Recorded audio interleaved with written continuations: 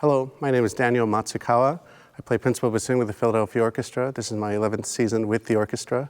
I'm here to present some insight and give a tiny little masterclass on the bassoon solo, the Firebird, by Igor Stravinsky, the Berceuse solo. This ballet was completed in 1910 by the composer Stravinsky, and he basically, after completing this work, it really brought him to immediate great fame.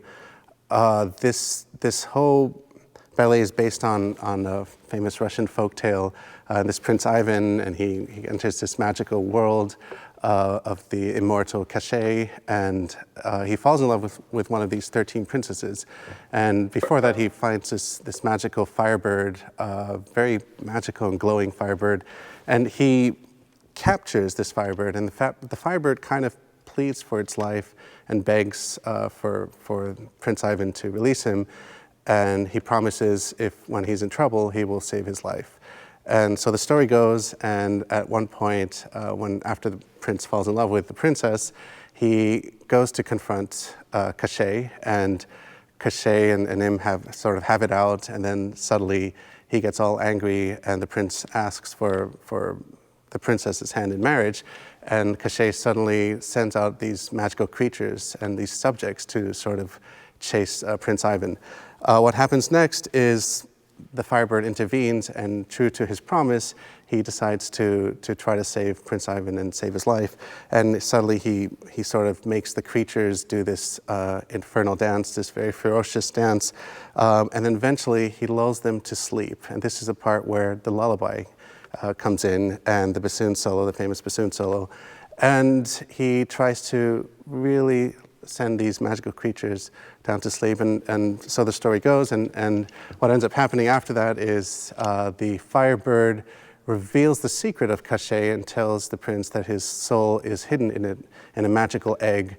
Cachet eventually dies because the prince finds the egg and destroys it, and thus setting free all the real beings, the princess, and all the other magical subjects and creatures disappear, and then the Firebird in the end is also set free.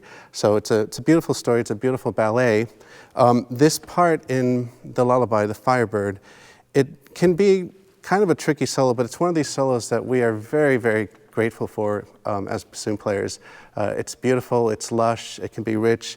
There are many questions I'm often asked when I'm doing master classes around the world, and one of them is the actual dynamic and to be played.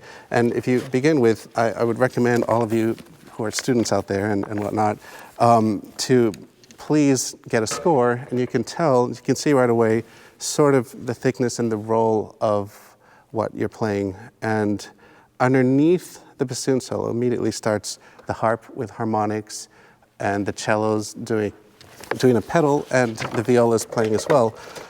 The bassoon solo then comes in 3 bars later, and the harp continues for 2 bars, and then the harp disappears for 2 bars, followed by a 2-bar interval by the oboe, and then the bassoon comes again, and the second solo is then accompanied now is joined in by the second violins, and then the harp continues throughout. Just in terms of the solo itself, I'll play a few notes, and I'd like to basically address the concept of legato, which to me is key when playing this excerpt.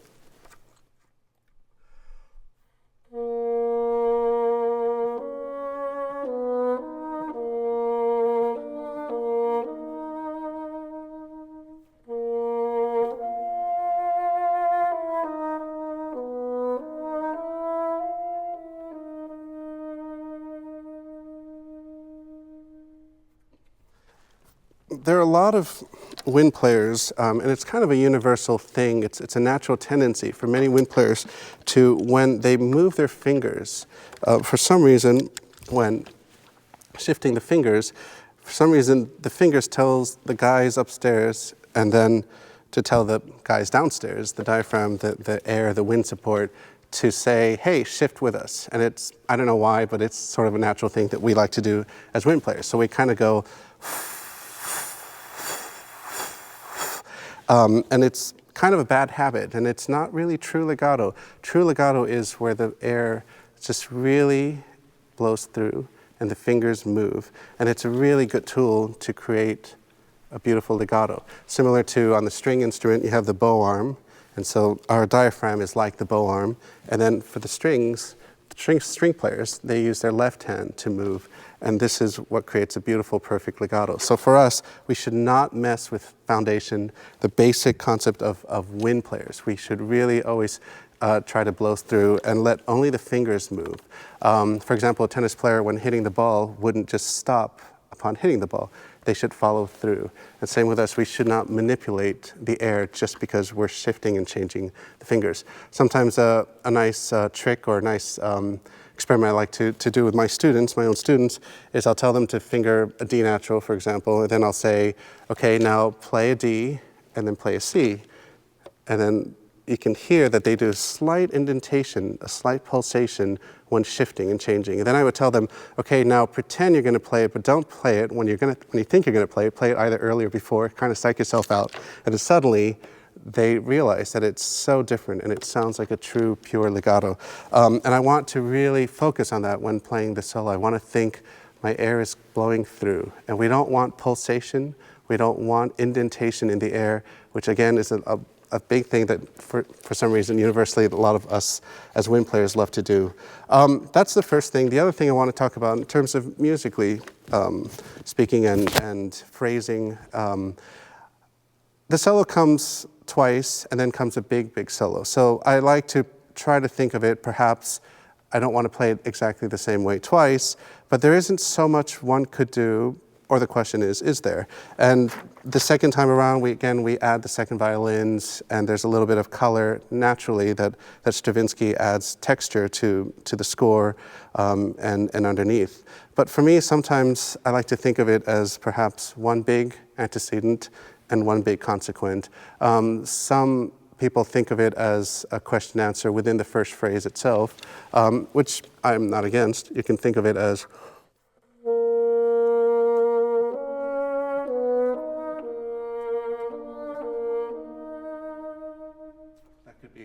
the question and followed by the answer, of course.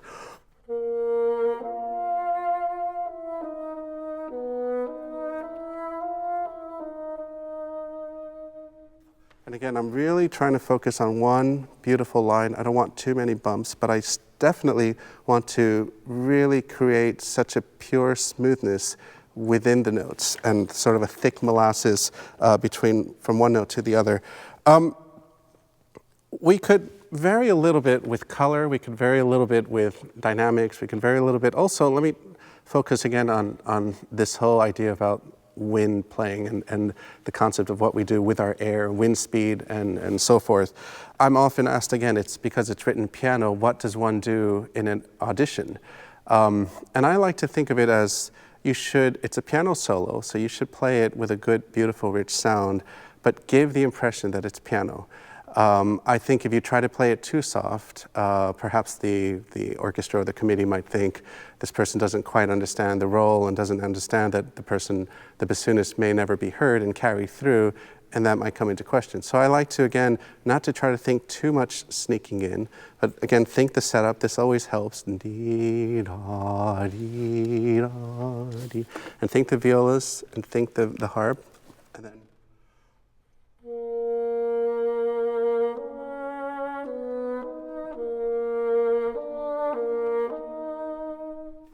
trying to, again, really, really connect those as if I'm pulling 10,000 packs of chewing gum and really, really trying to connect those notes from one to the other. Filling up the interval is key.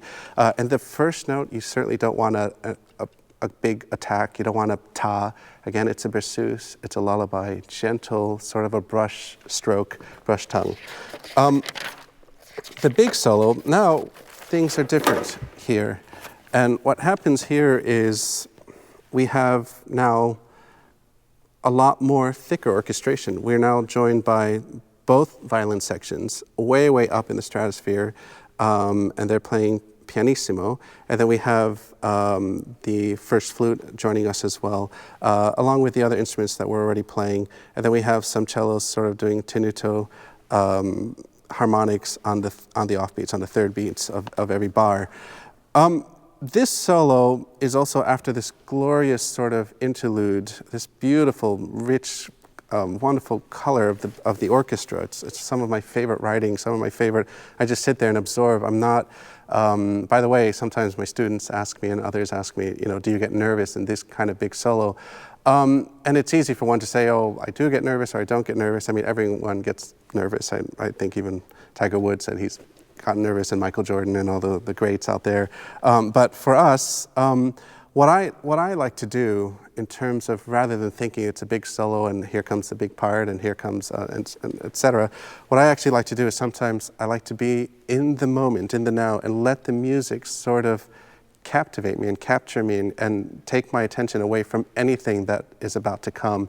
And I just focus and I absorb and I let all this wonderful music, especially with such wonderful colleagues, and I let all of that enter my bloodstream and my veins, and it really helps me a lot. And I'm listening, I'm thinking, wow, this is such beautiful, breathtaking music that I have no time then to even think about my big solo, or I have no time to get nervous. I don't think about getting nervous.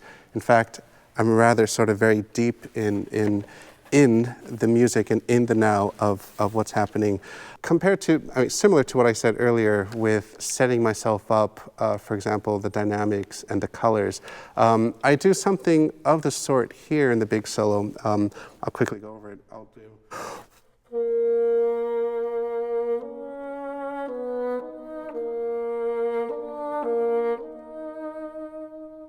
What I might do is I purposely won't take too much time, I won't make too much out of this triplet, and I will sort of go through it, and then that will let me now take a little more time when comes the surprise note.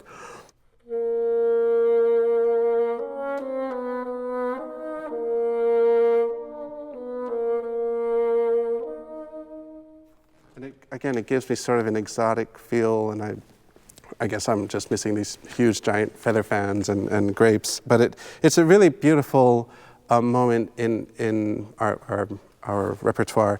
I like to think of it too, again, as I said before as well, we have 4 performances, and sometimes there are variations that we could do. Not that I sat around thinking about all these things. Sometimes they just sort of have come up during performances, as I was talking about in terms of spontaneity. Sometimes I might, instead of setting myself up, I might do the opposite and make a little bit more of the first one. Sometimes I might sort of what I call, against my nature of this legato, which I talked about, I might pulsate a little bit on purpose, as if it's an old soul talking about this old Russian folktale and singing an old Russian folk song. So I might do something like,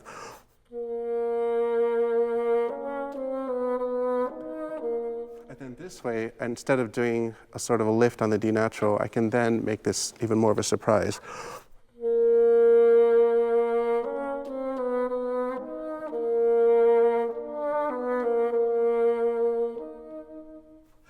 That's up to you. It's an interpretation as well. Lastly, finally, the end of the solo, I now try to somewhat tease the audience and my listeners. I try to make them, I often encourage my students to I tell them, make my insides move. And I try to, whatever that means, try to do something. And so here's where I don't give too much, and then I try to do a big arc, and then I try to end rather softly and quietly. This way, once again, lulling the creatures and the subjects to sleep.